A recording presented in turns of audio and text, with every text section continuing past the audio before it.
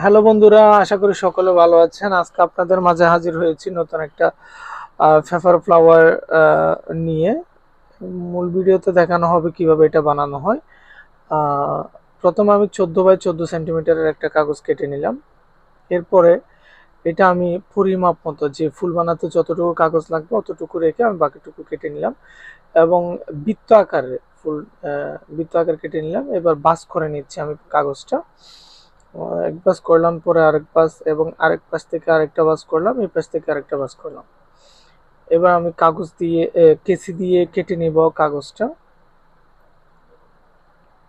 খেয়াল করবেন সবাই কিভাবে কাগজগুলো কাটা হচ্ছে।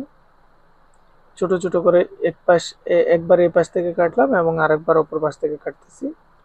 আমার কাগজ কাটা শেষ। মাঝখানে একটু থেকে গেছে, এগুলো কেটে দিচ্ছি।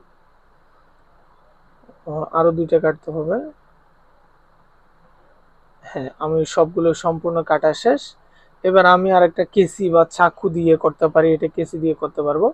একটু একটু চাপ দিব, পাতাগুলোতে একটু একটু করে চাপ দিব। এটা দেওয়ার কারণ হচ্ছে ফুলগুলো দেখতে সুন্দর দেখায়, সৌন্দর্য বৃদ্ধির ক্ষেত্রে আমি এই কাজটা করতেছি। অনেকে বলেন আহ, এটা দেখতে সুন্দর কিন্তু বানাতে খুব সহজ, আহ, বা কাগজের কাজগুলো করা খুব সহজ। না রে ভাই, আসলে অনেক কষ্ট, অনেকক্ষণ ধরে কাজ করতে হয়, একটা ফুল বানাতে অনেকক্ষণ সময় লাগে।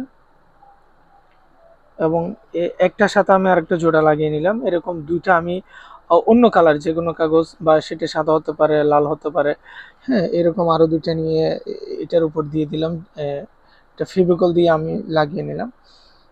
এরপর একটা এটা ডলার বলে আর কি, এটা লাগিয়ে নিলাম। আম- আমার কাজ প্রায় শেষ, ফুল বানানো হয়ে যাচ্ছে, আর একটু করে বাকি আছে। এবার একটা আমি কাগজ পেঁচিয়ে নিয়ে পিছনে লাগিয়ে দিলাম, আহ, যাতে ধরা যায় ফুলটা। দেখেন বন্ধুরা, কত সুন্দর দেখাচ্ছে। আসলে সময়, খুব কম সময়ের মধ্যে এত সুন্দর একটা ফুল তৈরি হয়ে গেল। তো যারা যারা এই ভিডিওটা দেখতেছেন, অবশ্যই ভিডিওটা ভালো লাগলে একটা লাইক, কমেন্ট, অবশ্যই সাবস্ক্রাইব করতে ভুলবেন না। নতুন নতুন ভিডিও নোটিফিকেশন সবার আগে আগে পেতে অবশ্যই চ্যানেলটা সাবস্ক্রাইব করে রাখবেন বন্ধুরা। দেখা হচ্ছে পরের ভিডিওতে। আল্লাহ হাফেজ।